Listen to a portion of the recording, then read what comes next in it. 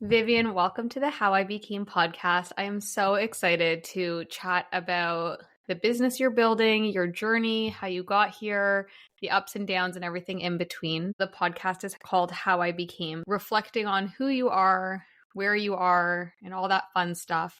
If you were to say how Vivian became today, what would you call your journey as it is today? I think where I am today, and also so excited to be here talking to you. Thank you for having me. I'd say that this is how I became a risk taker. Okay. So let's dig into that a little bit. Tell us a little bit about the business you're building and yourself and what type of risks you've taken to get to where you are today. Sure. So my name is Vivian. I am the founder of May, which stands for Making Auto Easy. We are a BC-based Canadian tech startup in the automotive industry. So I basically worked in the automotive industry for almost 10 years now, and previously at General Motors. And I took my experience there and have now built a startup that helps people understand their car buying options so they can pick and choose the right car really quickly with the resources that we built for them. What does that actually mean? Like, what does it look like for a consumer who is navigating like the car buying experience? Yeah, the reality is, like, as you now know, there's so many different options out there for you, and it gets more and more complicated every single day. Manufacturers are coming out with new vehicles. If you're thinking about buying an electric vehicle, it gets even more complicated there. So for most people, you're not buying cars every single month, every single year. You're buying it every 10, 15, maybe even 20 years to get there. So what happens if you haven't purchased a car in 20 years? Well, when you go online to do your research, it's an overwhelming number of information that you're going to take in. And there isn't any way that I've found that is truly unbiased and personalized. You're spending way too much time reading into blogs, whereas what I've created is a online concierge service that basically builds your profile. We call it like online dating, but for cars, where you build a profile and you get matched to vehicles, and we educate you on why these are good options for you. And what's been really great, fulfilling for me, is that people are discovering more brands, more vehicles that they've never experienced before, never even heard of, which is great because they're making a more informed decision. And I personally love that.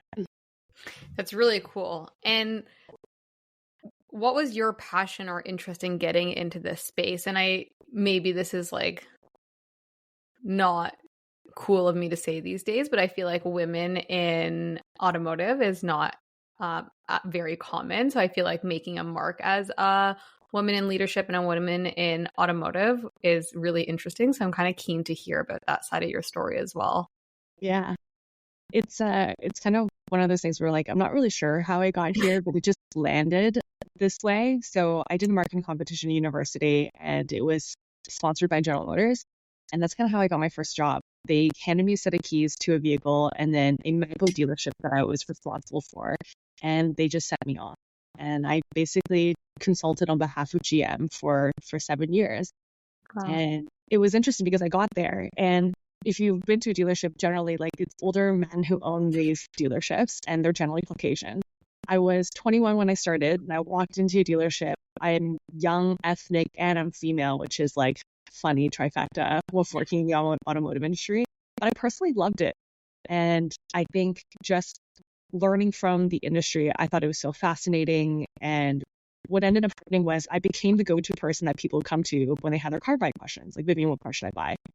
And I realized that if they're asking me this question, maybe there's something I could do about it. All the resources and stuff that I was doing for General Motors, I realized rather than building it dealership facing, I could build it consumer facing. So I kind of just went down that path during COVID, and that's what landed here. It's so interesting, and it's funny because you can think about your journey and where you end up, and you never really think that's where you're going. What about the entrepreneurship part? Like, did you have in you entrepreneurship growing up, like that energy growing up? Do you think it's something that you grew into? Are you still kind of navigating using the word entrepreneur with yourself? What has that been? I think I had a bit of a role model growing up, but in a negative sense. Okay. So my father is kind of a serial entrepreneur, but not a successful one. And what I loved was I got to see him try new things. He was very creative in that sense, but nothing really stuck. And we know the stats about building businesses and building startups and the likelihood of failure. So I had to watch a lot of that growing up. And there's a lot of influence on how you look at money, how you look at risk taking, how you look at success. That impacted me in building something like this. I did have like one foot into entrepreneurship in high school, and I loved it. And I didn't see that as entrepreneurship. Only now did I piece everything back together and say, okay, that is something that I did that was entrepreneurial, and I did have that in me. I think right now I built May simply because of like I know that there's a big pain point. I know there's a big opportunity.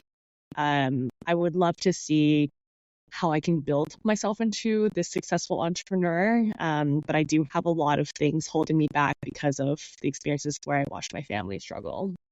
What were some of the ways that you watched him continue to like try and push through? Because I'm sure that there's a lot of heartache that comes with it, but maybe resilience or not letting the lows keep you low, because if he was continually trying. So are there some wins from his experience that you're now pulling through into your journey? Yeah, I think from a personal standpoint, I watched my family. I know that maybe this is going to get a little raw, but I think the hardest thing about watching him was the financial struggle and the impact of being like an immigrant family moving from Asia to North America and then having to provide for your family. And in doing so, still trying to build your own ego up, building all these businesses and having that not work and what that looks like in your family dynamic. But watching him grow now, like I'm talking like 2 decades later, he's still going at it like ferociously.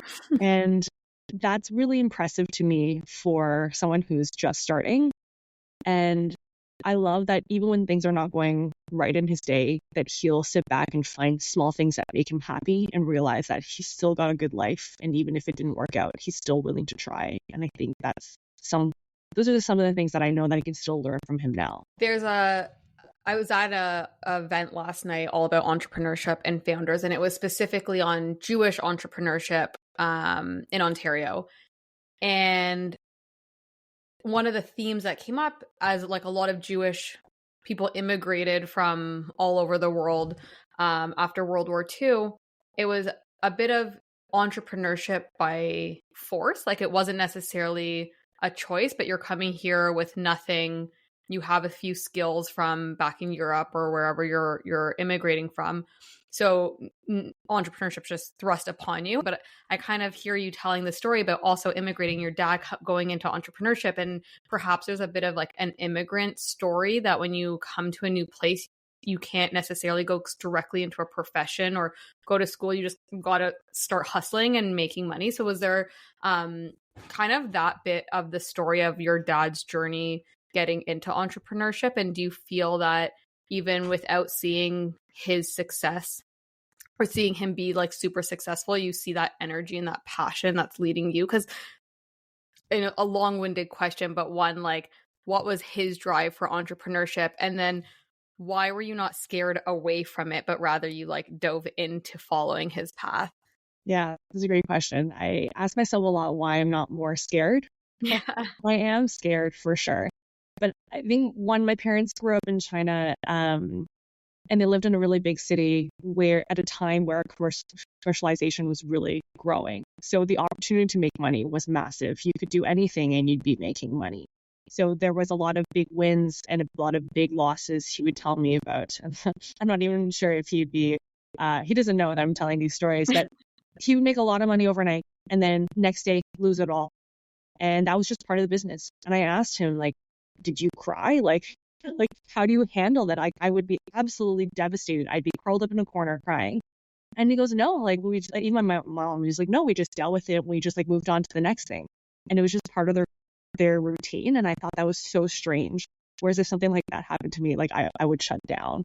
So I thought that was really interesting. But I do see how like that has drove him moving to the other side of the world and then wanting to continue that path, having a little bit of a hard time because he doesn't speak the same language, doesn't have the same networks, that type of thing. Yeah. But I think how it's impacted me, you would think that based on what I've seen growing up, I would run the other way. And sometimes I do feel that way, truthfully. But I also, like, they raised me to be very independent. Like, I'm I'm very ambitious because of, my nature and how I was raised.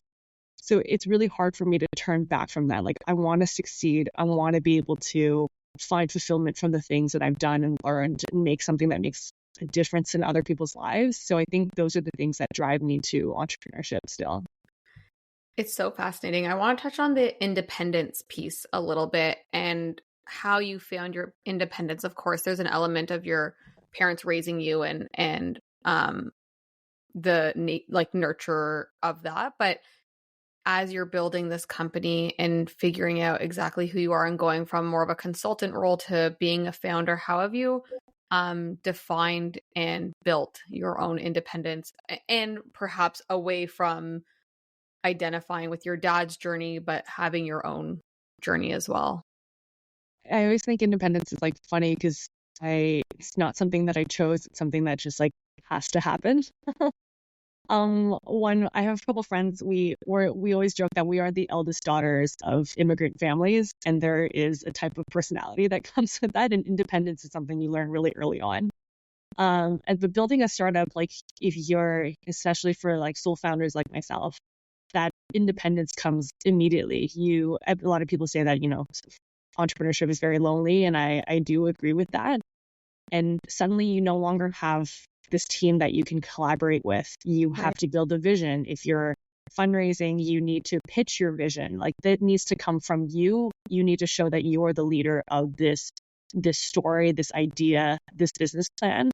So it really comes naturally, and it's hard sometimes when you don't have anybody to talk to, but that's why you have to build a really strong community and network and just go out there and talk to people. And that's what I found it's been the biggest help, because this is something that I've never done before. I've never built a tech startup, never built, a scalable business that is for profit. So these are all things that you can't just, it's not that you can't, but it's a lot easier to do when you have help and you have support. How do you overcome that loneliness? Because I think part of being independent, there is a natural element of loneliness that comes with it. So what do you do to combat that? I definitely think having founder friends help. It's not always the easiest to find founder friends that are in the exact stage that you're in. I found that when I do different accelerated programs or different, founder groups, there's always someone who's tough. Like, you want to help people because there's such a great community in the startup space. But it's about finding other founders that can teach you some of the things that they've learned, help motivate you, because they also know the struggles of being down when you're struggling or dealing with things that you've never dealt with before. So finding mentors, friends, founder friends specifically. One of the things when I work with founders through my consulting work is navigating that networking component of it and building up the relationships, because to your point, people have made the same, whether it's a different industry, different goals, but they've made the mistakes that you're about to make, and they can hopefully help you navigate around it, or at least think through that decision process. So I feel like even in my own career, that network of like-minded people who are going through similar or, like quite adjacent journeys to you is crucial. And I think also when you're deciding on which risks to take, which to sidestep, that having that sounding board is so important, and important to be like outside of your family or friends, because for the most part, they're just like, go for it. Like, yeah, exactly. Thanks. I need help though. Yeah. Like, can you just be honest? And it's hard because your family doesn't want to be like, well, like, I don't know. It's just a different dynamic. When you're taking the risk, where do you find that strength to not be like too risk averse? I think one of the things that I would have done differently, knowing what I know now, is I would have found more mentors that are directly in my field that would have been the best advisors for the industry that I'm in. Like, auto is so specific. So I found that, like, whenever we were talking about business plan, a lot of things that just like are super obvious to me, I would have to over explain to others. And then it made it hard for them to make recommendations, just given the fact that it's like a completely different industry. So that's something that I did a little bit later on in my experience, and it's been so valuable. Like, the people that I know now, the networks that they have, it's been so crucial. Whereas in the beginning, I think I found it was like more founder friendly, more startup friendly. Whereas now, like I need people that really understand what I'm going through. But part of that was also like a bit of a fear of like, oh, what if they like steal my idea? Like, what if they like don't like it or whatever it may be? And those are the things that I guess you want to hear upfront, rather than later on. Like someone mentioned to me recently that like, because I right now I'm looking at approaching a really big competitor, and the notion that was shared with me was like, well, if they can copy it right away, then maybe you shouldn't be working on that. I'm like, you know what? That's a good point. Yeah, because they could do it anytime. If they found it on their own, they could also do it as well. So at the very least, maybe you could build a relationship there. And maybe that's not the case for every single industry. Maybe there are, intelligence, items that you don't want shared for sure. But for me, I think it's part of like putting yourself out there. I've done a lot of networking, and I think it's time that like, I dig more deeper. Can you expand, and obviously don't give away all the trade secrets, but like what would intrigue you to have a conversation with a competitor? I'm in a stage where, the product's great. It works. We have numbers to show that it works. We have great testimonials. So there's a lot of positives there. We can move a lot. I just don't want to build too much and have it be the wrong thing. I think that's like part of the stage that we're in as well. And talking to more companies would also help identify like where they see the opportunity and where I should be spending my time. And one, I can uncover if this is something that they've already done, or if this is something that they've already been working on, and perhaps I'm just like duplicating effort at this point.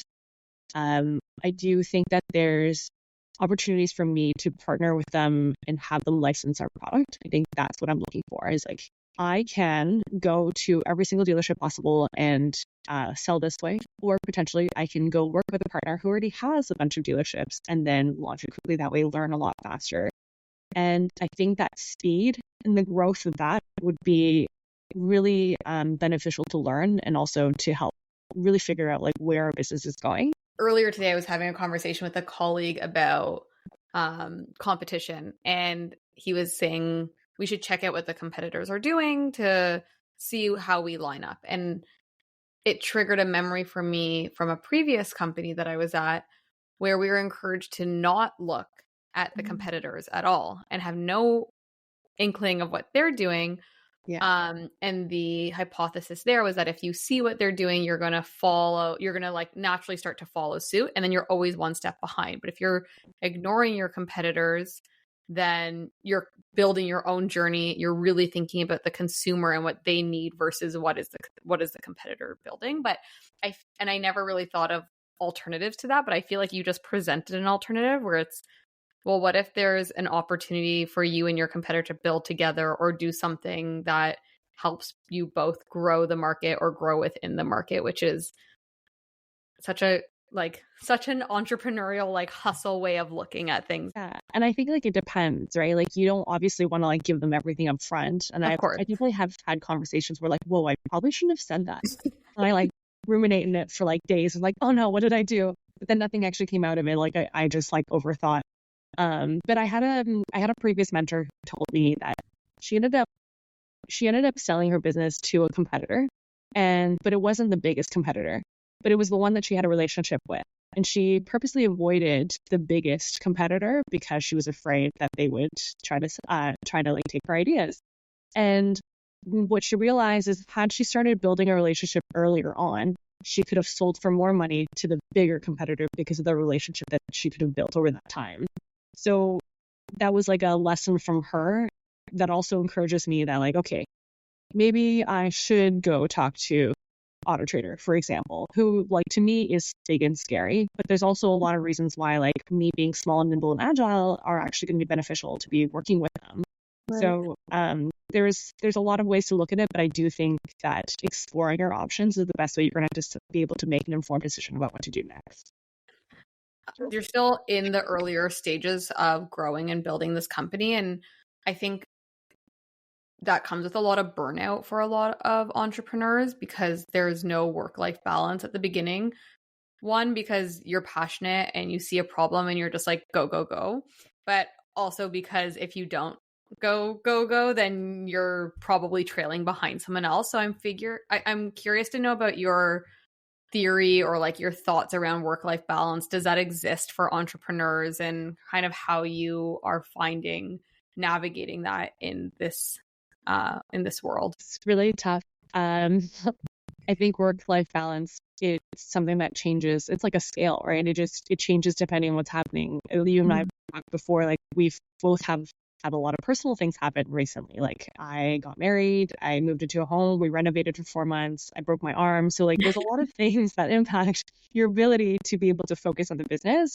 It's just been a really big year personally, but I also wanted to do that intentionally. It's really hard. Like I'm the type of person that I can't, if I take a break, I feel guilty that I'm not doing something else. Like if I'm not being productive, then I'm not doing well. So to take a break, a mindful break, like because I've been burnt out, doesn't feel like it's something that I deserved. And that makes it really tough because you don't enjoy your rest period. By the time you get back to work, you're still kind of burnt out. So I think it's a bit of a mind like a shift in the, like, my parents are coming for 2 weeks. Like I see them once a year. Like let's intentionally say like, what is the successful goal of what I want to achieve? Like I want to make sure my parents have a good time and I build some memories with them. I would, pre-plan certain things for the business, ensure that I have, a team to support me, to make sure that they're there to help me with the tasks that I cannot. And those things have been helpful, but I will say that like any founder will tell you that like burnout is real. Work-life balance is like really tough to maintain and sometimes doesn't exist. But it's part of the game. Like it's part of what we signed up for. We know that this is like a long-term thing. You don't jump into entrepreneurship, or you can, but you learn really quickly that you have to deal with the highs and the lows. And sometimes it's like every other day. Yeah. And even with the highs and lows, I feel like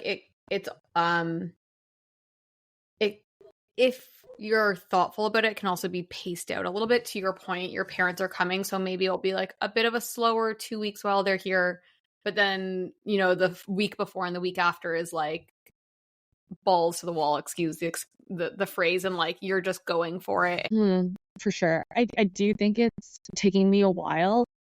I mean, as the founder, you don't want to be seen as the person who's slacking. You don't want, like, if I know that would not be a good look. Exactly. But the reality is like I have to pack all my stuff and move it away. And I think what it's come down to is like open communication, to being like, hey, like these next couple of days, like I want to get this done. Otherwise, it's going to take like 2-3 weeks for me to move, right? Totally. Well, I think what we've done very recently is just had open communication of like, okay, in the next 2 weeks, like these days I'm going to be busy. Can we so we'll pre-plan everything to make sure that we get all our work done in advance. And like you don't want to be in a position where you want to be able to do something really well and not do two different things kind of poorly. So I think being able to dedicate like the morning or the afternoon or the full day or the 3 days that you need to get one thing done really well, and being able to dedicate yourself to that is actually going to be more beneficial than having to like work and then be thinking about something else. I find that very distracting, sometimes unavoidable, but being able to learn how to, segment your time differently. When we previously chatted, you said that you choose love. And I'd love for you to expand on that and explain what you mean by that. I've always believed like my career is everything, like I'll deal with love when my career is settled. I'll get married once my career is settled. I'm that type of person. I didn't feel successful unless I felt like I had my career in a place that I was happy with. So I met a great person, got married to him, obviously, like I mentioned. Congrats. Yeah, great. But I've always had like this back and forth. I was like, oh, do I like focus on my career or do I focus on love? Where it's like, what I've learned, I guess, overall is the love, like it was always black or white to me. There's like no happy medium. I always had to have one thing over the other. And over like having the right partner, through what I've learned is that person becomes your foundation for everything else. That's been a huge game changer for me, and deciding that I want to be with this person regardless of how this impacts my career. And I actually had the opportunity to go move down to San Francisco for like one of my dream jobs. And I just started dating this person maybe like 8 months in. And I was going to go move there, work full time, and not really know when I was going to come back. But I was going to leave potentially my love. And in the end, I decided to stay. And like 21-year-old Vivian would not understand this notion at all. Like, that seems ridiculous. Like, this is your dream job. It's going to make or break your career, which of course it's not going to. That's what I would have told myself. And I chose love. And it's been the most like securing thing for me in my life. Like, in terms of how I feel as a person, how I handle stress, like choosing love, that person that supports me, being in my life, making it better, has been a huge game changer for me. But it was really tough to do. And like, I also wanted to talk about like marriage and things like that. Something I just wanted to share. So one of my former mentors and like a true friend, she's my business mentor, but then became kind of a personal mentor too. She sat me down for one of our weekly sessions. And normally, you know, we talk about business, I'm presenting things to her. And she goes, no, let's talk personal today, which is like weird. If you're my business mentor, why are we talking personal? And then she said, this is actually super, super relevant. So she's like a 10-year-older version of me who is now married with 2 kids. And she's basically telling me her life story as a woman building her third business, essentially, and what she would have done differently. And she's like, I was like you. I wanted to delay my marriage. I wanted to wait to have kids until I raised this amount of money. And she met someone, and she could have stayed down in San Francisco, but she decided to choose love. She moved back to Vancouver, had her 2 kids, and everything's worked out. She's doing better than ever, but now she has her kids. No, like, not everybody wants kids, and that's totally fine. I know I personally do, but I always have that struggle of like, okay, I'm getting into my, like, I'm in my early 30s, but I'll get there soon enough. And like, will I have raised enough money to be able to feel secure enough? Or do I have enough money in the bank in order to be able to have kids the way that I want to have them? And what she basically taught me was like, that stuff, it's not that it doesn't matter, but those are fake excuses that I'm building for myself. I'm waiting for nothing. Like, I love this person. I've chosen the right person, which is the most important thing. Everything else will come. This is, you know, the lowest earning potential you'll ever have. You're going to continuously make more money. You're very highly capable. You're very employable. So the biological things that can impact your decision later on, should be a factor into what you're thinking about today. So essentially, like, all the money that I thought I was saving up, the longer I wait, the more, like, I don't know if this is something you want to go into, but I hear stories about women who are in their 40s and they're having a hard time having kids, and all the money that I likely will be saving right now might go towards that. Mm-hmm. So that's really made me think about like where I want to be spending my time and my money. And that's part of the reason why I decided to get married. Like, I literally called my boyfriend at that time, like that day, after that hour, I was like, okay, I'm ready. Let's do it. I don't know what I'm waiting for. I don't need to wait anymore. And we got married, like, I don't know, like 10 months later after that. So best decision so far of my life.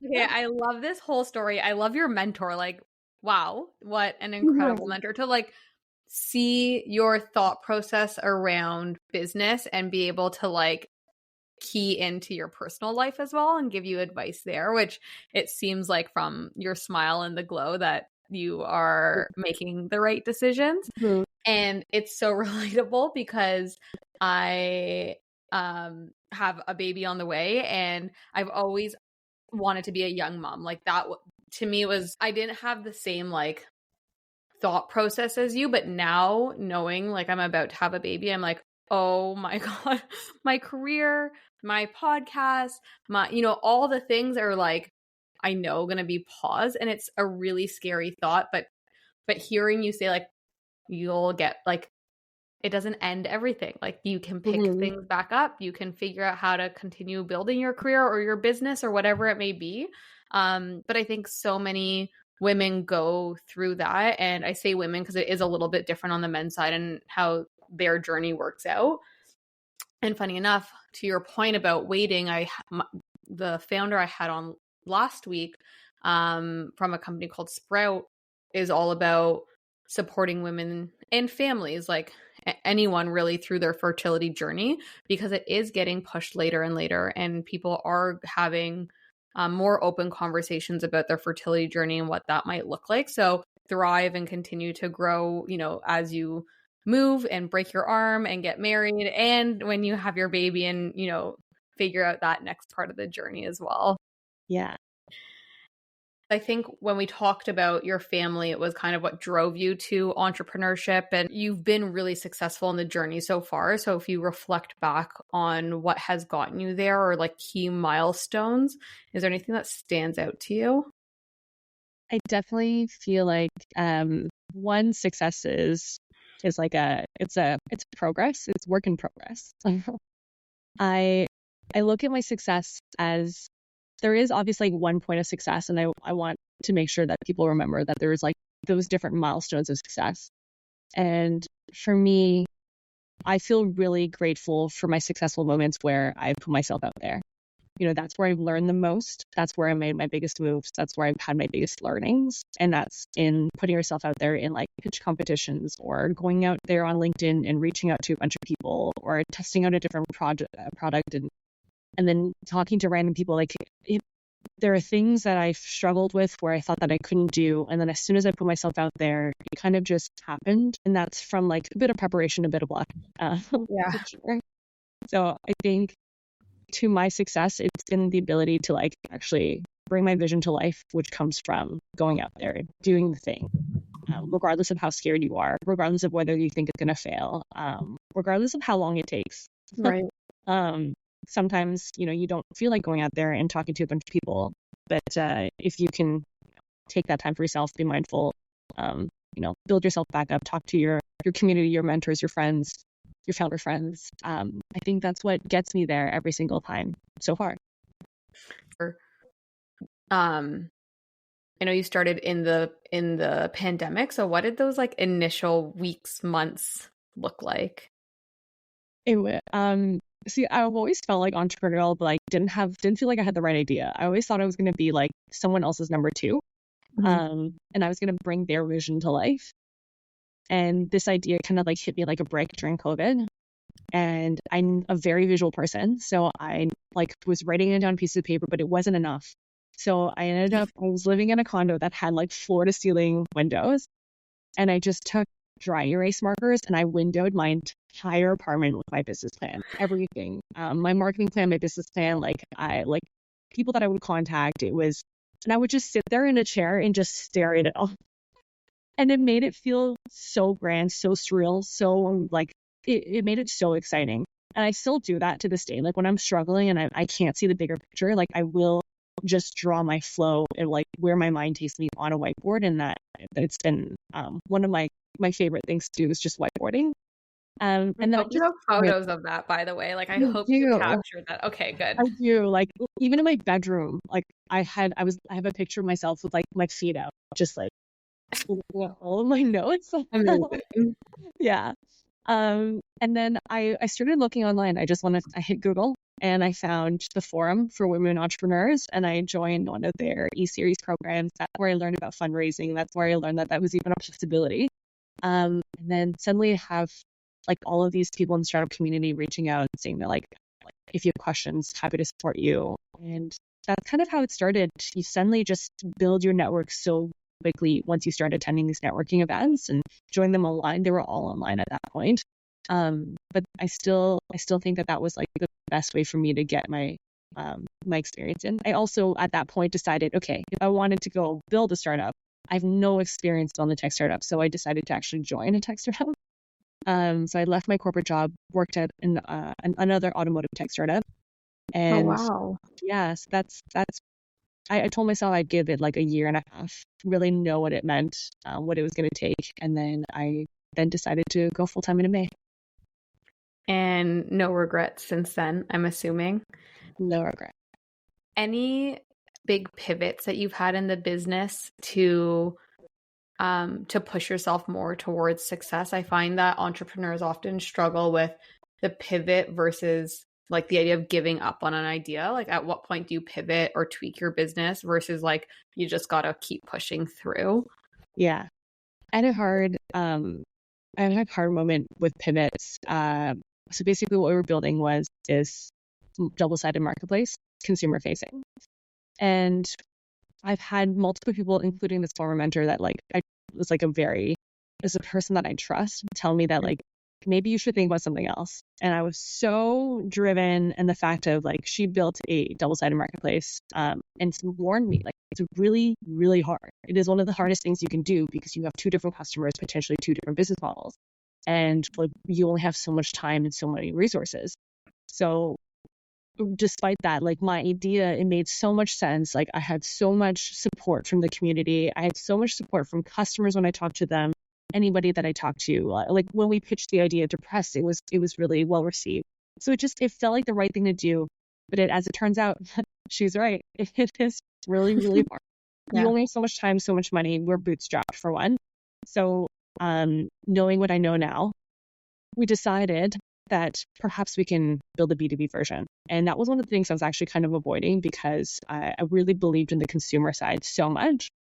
And that was a hard thing to come to. It felt like I was giving up on an idea. Even when I was telling my team, it felt like I was breaking their hearts a little bit. And we actually all collectively said, we feel heartbroken because, not in the bad sense, but like, just to give up on something that, not necessarily give up, but just have to give up on something that you have worked so hard on, this mission and vision that they've all bought into, and then have to pivot into something else, but also to see that there is longevity in the other thing that we were focusing on that could bring us back into our first love. So that was a hard one.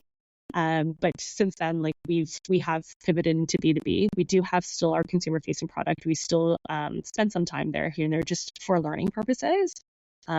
But overall, I think that it was something that we had to do. That's always really hard, but hopefully, one, I think listening to the market and tweaking the product or the business to ultimately achieve that business problem that you're solving, but maybe just in a different way, is always important. Very hard. I feel like when founders don't do that, that is often a point of decline of the business, that you have to listen to that. But of course, hopefully there's an opportunity in the future to circle back to that opportunity and see if it's still there and real, and maybe the business is in a different position that it can support that idea. But I think this kind of leads really nicely into my last question of the podcast, because pivoting often is, I think, a really hard point for founders because they don't want to give up on an idea, but it's like navigating how long to spend on an idea that maybe isn't the right one and tweaking it. But with that, we're also told a lot of things as entrepreneurs and a lot of myths. So if you were to dispel a myth for future founders, what would that myth be? That's a great question. I feel like some of the things that we're told a lot of success stories. I think some really, really big success stories. And I think one of the things I've learned is, like, not every business is built the same.